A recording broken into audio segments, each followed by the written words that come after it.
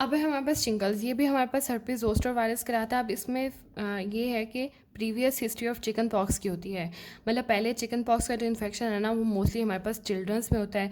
जब चिल्ड्रंस में chicken pox का इन्फेक्शन हो जाता है ना, तो sensitive nerve dorsal root ganglion में वो परसिस्ट कर देता है वायरस। उसके बाद वो रीएक्टिवेट कर देता है लेटर इन लाइफ, कभी भी वो लाइफ में रीएक्टिवेट हो सकता है। अब इसका इंपॉर्टेंट डायग्नोस्टिक पॉइंट क्या है कि इसमें कहेगा वेजिकुलर बल्बल एरप्शन हो जाती है और इन डर्माटोमल पैटर्न होती है। मतलब डर्माटोम इन्वॉल्व होते हैं, कभी वो कहेगा थोरेसिक डर्माटोम इन्वॉल्व हैं और बाकी जिस्म के और ये इन्वॉल्व होते हैं बैंड लाइक डिस्ट्रीब्यूशन में। मतलब कोई पिक्चर आ सकती है उसमें बैंड लाइक डिस्ट्रीब्यूशन, अगर फॉर एग्जांपल वेजिकुलर एरप्शन की होगी तो वो हमेशा शिंगल्स ही होंगे और उसमें प्रीवियस हिस्ट्री ऑफ हमारे पास हर्पीस ज़ोस्टर भी हो सकती है।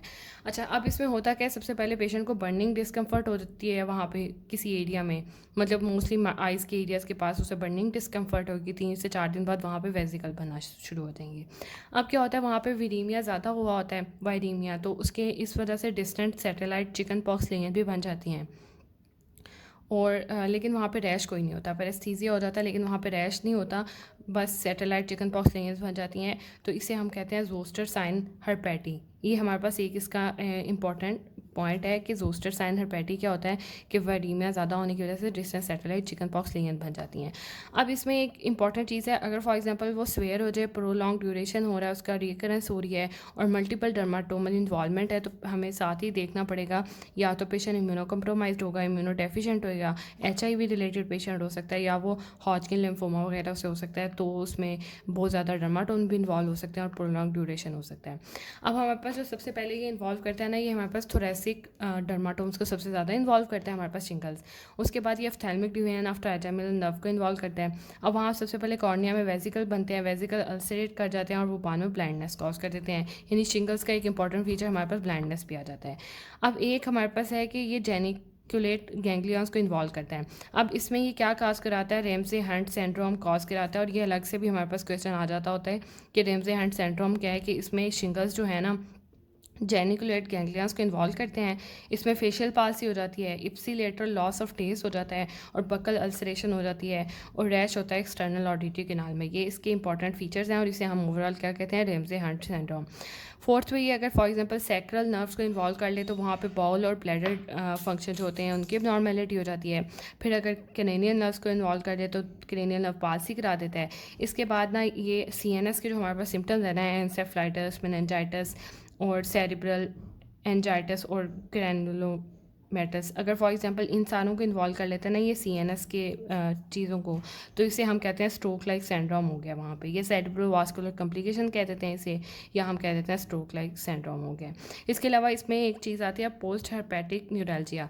अब ये हमारे पास अलग से वो पूछ लेते हैं MCQs वगैरह में। इसमें क्या होता है, रैश तो हील कर जाता है 1 to 6 डेज़ में, लेकिन वहाँ पे पेन जो है परसिस्ट करती है। मतलब रैश हुआ है किसी जगह पे, रैश हील कर गया लेकिन पेन रहेगी, तो इसे हम कहेंगे पोस्ट हर्पेटिक न्यूरल्जिया।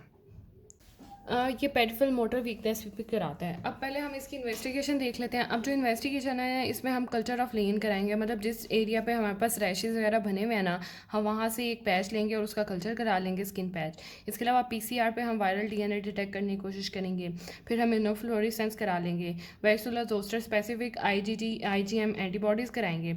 ये हमारे पास के टेस्ट हैं और IgM एंटीबॉडीज़ जो होती हैं ये एक्टिव इन्फेक्शन में ज़्यादा इंक्रीज़ की हुई होती हैं। फिर हम इसका ट्रीटमेंट देखते हैं। ट्रीटमेंट में हमने सबसे पहले क्या करना है, जिस एरिया पे लेन है उसे ड्राई रखना है। उसके बाद हमने, क्योंकि वहाँ पे पोस्ट हेपेटिक न्यूरल्जिया बहुत स्वेयर पेन होता है, तो अग्रेसिव एनाल्जेसिक्स देंगे, एमिट्रिप्टालिन देंगे और साथ में गाबापेंटिन भी देंगे। फिर हम उसे एंटीवायरल्स देंगे। एंटीवायरल में हम उसे एसाइक्लोविर देंगे, फेमसाइक्लोविर और वेलसाइक्लोविर, और ये इनकी डोजेज हैं, ये हम दे देंगे, ये 5 टाइम्स, ये 3 टाइम्स और ये भी 3 टाइम्स देंगे। इसके अलावा कैप्सेसियन हमारे पास एक क्रीम होती है, वो लगाएंगे हम जहाँ पे उसे न्यूरोलॉजिकल पेन वगैरह हो रही है और लेयन पे। उसके अलावा लिडोकेन स्किन पैचेज़ आते हैं हमारे पास, वो यूज़ कर सकते हैं हम। अब इसमें एक और इम्पॉर्टेंट चीज़ है कि हम लाइव वैक्सीन भी देते हैं शिंगल्स के पेशेंट में। देते कब कब हैं, एक तो अगर फॉर एग्जांपल बंदे की एज 68 से ज़्यादा है तो हमने उसे लाइव वैक्सीन देनी है। लेकिन अगर फॉर एग्जांपल एडल्ट है और उसका सिग्निफिकेंट कंटेक्ट की हिस्ट्री है किसी शिंगल्स के पेशेंट से या चिकन पॉक्स से, या उसने रूम शेयर किया उसके साथ, तो हम उसे देंगे। और अगर फॉर एग्जाम्पल उसका हॉस्पिटल कंटेक्ट हो गया किसी पेशेंट के साथ, तो हम उसे देंगे। और अगर फॉर एग्जाम्पल न्यू बॉर्न है और उसमें उसकी मदर में चिकन पॉक्स की हमारे पास हिस्ट्री आ रही है, तो हम उसे दे देंगे। और अगर फॉर एग्जांपल बंदा नेगेटिव है IgG के लिए लेकिन वो इम्यूनो कम्प्रोमाइज्ड है, तो भी हम उसे लाइव वैक्सीन देंगे। और ये सारे हमारे पास जो हमने इसमें देखे हैं, ज़ोस्टर साइन हर्पेटी और ये रैम्जे हैंड सिंड्रोम, इसके अलावा स्ट्रोक लाइक सिंड्रोम, ये सारी इसकी कॉम्प्लिकेशंस हैं। यानी अगर वो पूछे कॉम्प्लिकेशंस क्या हैं तो बॉल और ब्लैडर डिसफंक्शन हो जाता है, सेरेब्रल क्रेनियल नर्व पाल्सीज हो जाती हैं। ये सारी इसकी कॉम्प्लिकेशंस भी हैं।